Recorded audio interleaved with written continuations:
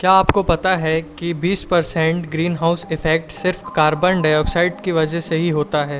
जितना ज़्यादा carbon dioxide atmosphere में रहेगा उतना ही टेम्परेचर उस एटमॉस्फेयर का बढ़ता है। लेकिन हाल ही की स्टडीज़ में बताया गया है कि कैसे रॉक डस्ट यानी कि पत्थर की धूल से कार्बन डाइऑक्साइड एटमॉस्फेयर में एब्जॉर्ब हो जाता है, जिसकी वजह से टेम्परेचर कूल डाउन होता है। जानेंगे इस फैक्ट के बारे में इसी वीडियो में, तो बने रहिए ट्रेंडिंग आई पर।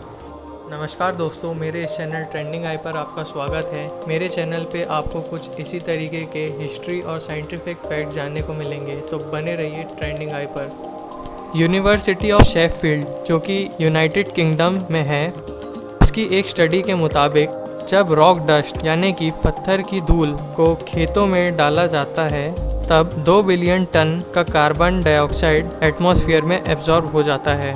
इस टेक्निक को एनहेंस्ड रॉक वेदरिंग का नाम दिया गया है और इस टेक्निक के मुताबिक ये अनुमान लगाया गया है कि 2050 तक अगर ये टेक्निक को आजमाया जाए तो 2 बिलियन से 10 बिलियन टन का कार्बन डाइऑक्साइड एब्जॉर्ब हो जाएगा एटमॉस्फेयर में।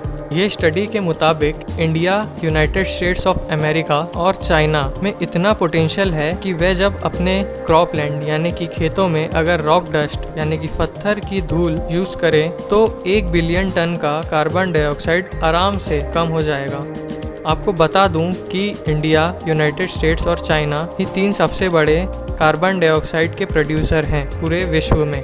फ्यूचर में अगर इस टेक्निक का यूज़ किया जाए तो पूरे वर्ल्ड में इंडिया सबसे बड़ा रॉक डस्ट का सप्लायर बन सकता है, जिसकी वजह से इंडियन इकोनॉमी में एक अच्छा इकोनॉमिक बूस्ट देखने को मिल सकता है। अगर आप नहीं जानते हो तो आपको बता दूं कि इंडिया कैसे कार्बन डाइऑक्साइड का प्रोड्यूसर है।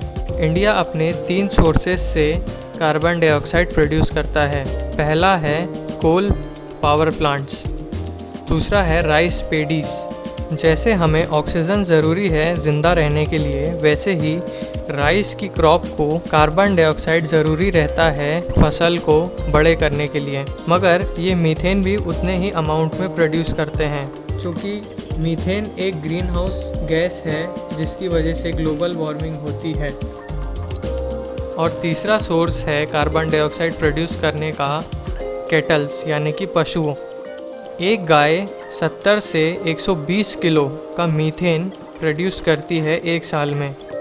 जितने भी रूमिनेंट्स हैं, रूमिनेंट्स यानी कि वो जानवर जो अपना खाना बार बार चबाते हुए डाइजेस्ट करते हैं, वह एक साल में 2 बिलियन टन का कार्बन डाइऑक्साइड प्रोड्यूस करते हैं। यही थे 3 सबसे बड़े सोर्स कार्बन डाइऑक्साइड प्रोड्यूस करने के इंडिया में। अब बात आती है ये कि ये टेक्निक जिसको नाम दिया गया है एनहेंस्ड रॉक वेदरिंग, ये काम कैसे करती है। तो आपको बता दूं, सबसे पहले रॉक डस्ट यानी कि जो पत्थर की धूल है उसको सॉइल में डाला जाता है, फिर उसमें पानी दिया जाता है, जिससे जो सिलिकेट और कार्बोनेट मिनरल रहते हैं धूल में वो डिज़ोल्व हो जाते हैं उस पानी में, जिससे कार्बन डाइऑक्साइड एटमॉस्फेयर से निकल के बाहर आ जाता है, जिसकी वजह से जो सॉल्यूशन बनता है उसमें बाइकार्बोनेट आयंस रहते हैं। ये बाइकार्बोनेट्स आयन को धो दिया जाता है ओशियन में, जिससे कार्बोनेट मिनरल्स में कार्बन अनंत काल के लिए स्टोर रहता है, यानी इनडेफिनेटली कार्बन उस मिनरल में स्टोर रहता है। उम्मीद करता हूँ आपको ये वीडियो पसंद आया होगा। कमेंट में अपने सुझाव देना मत भूलिएगा और प्लीज़ इस चैनल को सब्सक्राइब और इस वीडियो को लाइक ज़रूर कीजिए। और अंत तक देखने के लिए आपका बहुत बहुत धन्यवाद।